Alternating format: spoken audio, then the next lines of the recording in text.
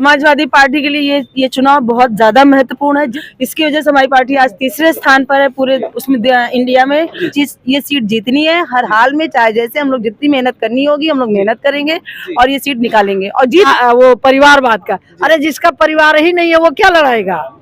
हमारा परिवार है, हम परिवार लड़ाएंगे और जनता चाह रही है परिवार लड़ाना। आप देखना शुरू कर चुके हैं लोकबंधु लाइव और इस समय हम उपस्थित हैं बहुचर्चित अयोध्या जनपद की मिल्कीपुर विधानसभा सीट है। और आज यहाँ पर जो समाजवादी पार्टी के प्रत्याशी घोषित हुए हैं, यहाँ के जो सांसद हैं अवधेश प्रसाद जी, उनके सुपुत्र हैं अजीत प्रसाद जी, और उनके नामांकन का कार्यक्रम है। और यहाँ पर तमाम जो समाजवादी पार्टी के कार्यकर्ता हैं, बड़े नेता हैं, कुछ महिला नेता भी हैं। कहीं ना कहीं इनका जो भूमिका है काफी महत्वपूर्ण होती है। तो ऐसे में हमारे साथ सरोज यादव जी हैं, महिला सभा की अध्यक्ष हैं। इनसे हम बातचीत करते हैं और जुड़ने की कोशिश करते हैं। नमस्कार। नमस्ते। जैसे कि अभी जो मौजूदा स्थिति है महिलाओं की सुरक्षा और चीजों को लेकर सरकार को आप किस तरीके से देख रही हैं अपनी पार्टी के नजरिए? देखिए, हम अपनी पार्टी के नजरिए से भी और लोक हित की नजरिए से भी ये सरकार महिलाओं को लेकर बिल्कुल फेल है। महिलाओं को इसने कुछ नहीं दिया है। महिला चाहे सुरक्षा के नाम पर हो, चाहे व्यवस्था के नाम पर हो, जो भी है महिलाएं यहाँ असुरक्षित है, इसलिए सरकार बदलनी चाहिए। जैसा कि मिल्कीपुर विधानसभा सीट पर उपचुनाव होना है, जिसको लेकर कहीं न कहीं काफी जो राजनीतिक माहौल है वो गर्म हो चुका है। चाहे उपचुनाव की तरीके से बात करें या ये कितना महत्वपूर्ण है समाजवादी पार्टी के लिए, लिहाज से ये चुनाव कितना महत्वपूर्ण होने वाला है? समाजवादी पार्टी के लिए ये चुनाव बहुत ज्यादा महत्वपूर्ण है। जिस तरह से हम लोगों ने अयोध्या का सांसद बनाकर यहाँ से भेजा है और वो हमारी पार्टी, इसकी वजह से हमारी पार्टी आज तीसरे स्थान पर है पूरे उसमें इंडिया में। तो इस तरह से अब हम लोगों को वही अपनी एक इमेज जो है, जो एक सीमा वो बना के बरकरार रखने के लिए हम लोगों को ये सीट जीतनी है हर हाल में, चाहे जैसे हम लोग जितनी मेहनत करनी होगी हम लोग मेहनत करेंगे और ये सीट निकालेंगे और जीत रहे हैं हम लोग ये सीट, उसमें कोई दो राय नहीं है।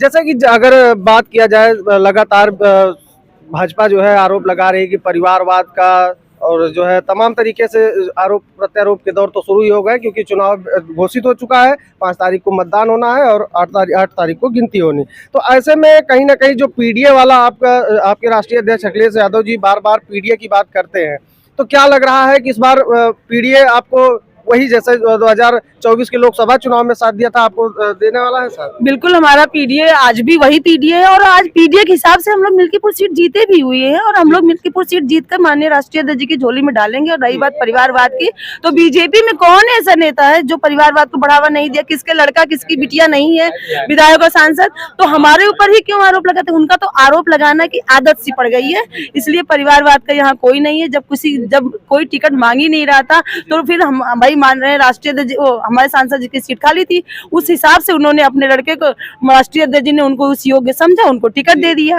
तो इसमें परिवारवाद का कोई वो नहीं है, ये झूठा आरोप लगाते हैं।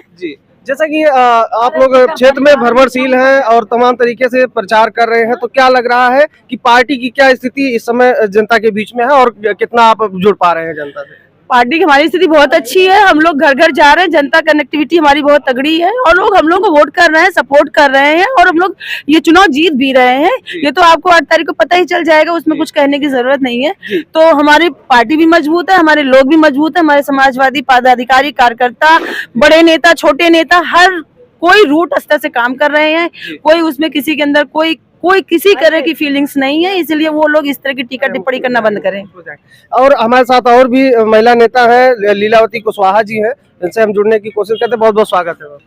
मैं लीलावती कुशवाहा समाजवादी पार्टी की राष्ट्रीय कार्यकारिणी की सचिव हैं मेनबाडी में और पूर्व मंत्री, पूर्व एमएलसी। जी। मिल्कीपुर से आप प्रधान जी भी हैं, आप जिला पंचायत सदस्य रहे हैं कई बार, कर्मराज यादव जी। और मिल्कीपुर की जनता चाह रही है, हम तो पार्टी के कार्यकर्ता हैं, लेकिन वहाँ की जनता चाहती है मिल्कीपुर का उपचुनाव जीतना और जिताएगी, मुझे पूरा विश्वास है।